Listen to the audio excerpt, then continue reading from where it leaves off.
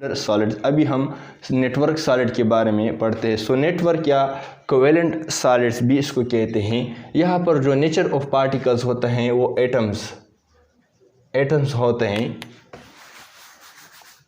और ये जो नेचर ऑफ फोर्सेस होता है क्या है, वो कोवेलेंट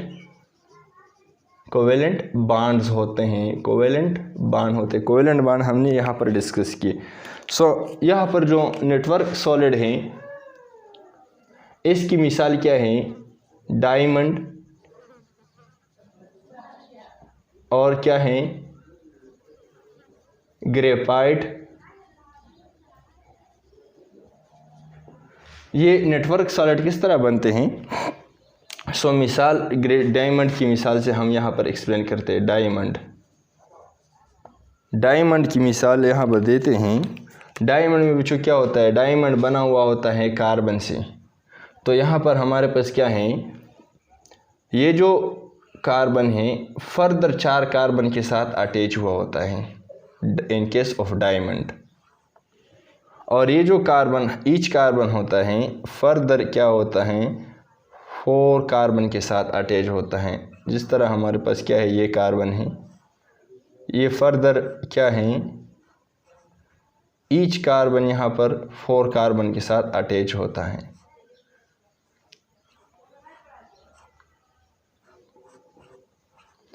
और इस तरह एक सॉलिड नेटवर्क बना लेते हैं।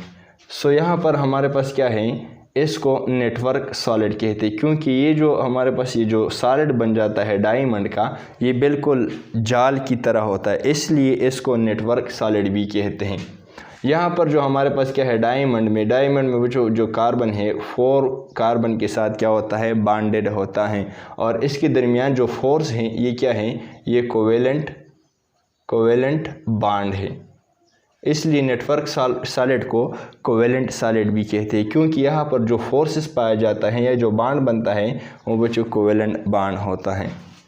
या जो हमारे पास डायमंड है, यहाँ पर जो एंगल है, एंगल अगर हम देख ले 109.5 डिग्री होता है, या इसको हम क्या कहते हैं, टेट्राहेड्रल एंगल भी बोलते हैं।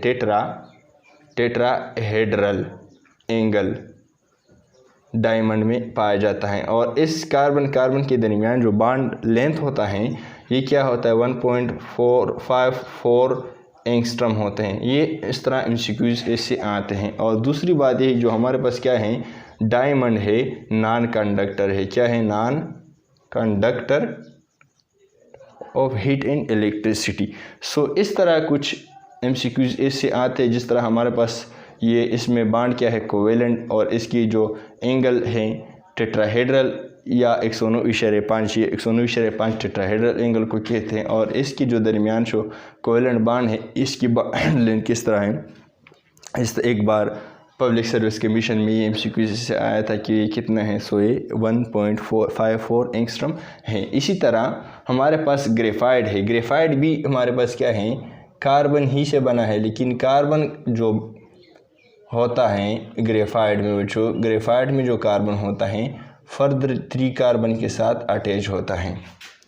और ये जो 3 कार्बन के साथ अटैच होता है ये एक लेयर सा बना लेते हैं। इस लेयर्स को हम क्या कहते हैं, हेक्सागोनल लेयर कहते हैं। ये कुछ इस तरह बनता है।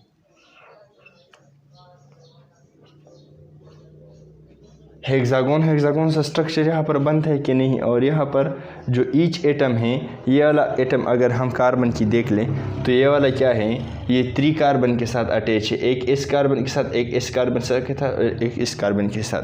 चूँकि एटम ऑफ कार्बन 4 बॉन्ड बना लेते हैं। ये जो एक इलेक्ट्रॉन होता है वो जो इन केस ऑफ ग्रेफाइट यहाँ पर क्या होता है, फ्री में रहता है। ये क्या होता है, यहाँ पर फ्री में रहता है, ये बॉन्ड नहीं बना लेता।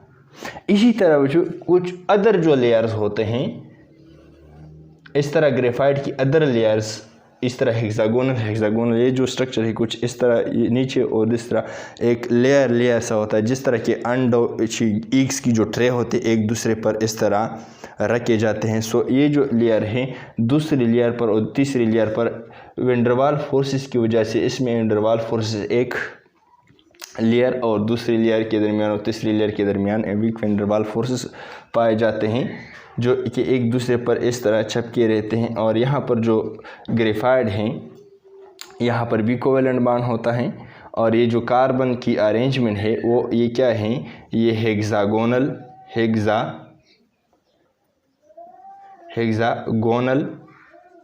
शेप इख्तियार कर लेती हैं।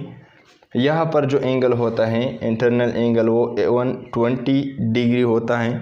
और ये जो हमारे पास क्या है ग्रेफाइड हैं, ग्रेफाइड में जो हमारे पास क्या है ये कंडक्टर है, कंडक्टर ये इलेक्ट्रिसिटी पास कर सकता है, क्योंकि जब हम भी इसको करंट दे दें तो यहाँ पर वो जो एक फ्री इलेक्ट्रॉन पाया जाता है कि नहीं, चूँकि यहाँ पर कार्बन ने 3 बॉन्ड्स बनाए हैं। ये भी बात याद रखिए कि ग्रेफाइट में कार्बन कितने बॉन्ड बना लेते हैं, 3 बॉन्ड बनाया है। और जो एक इलेक्ट्रॉन है वो कहाँ पर जाता है, वो फ्री में कार्बन के साथ होता है।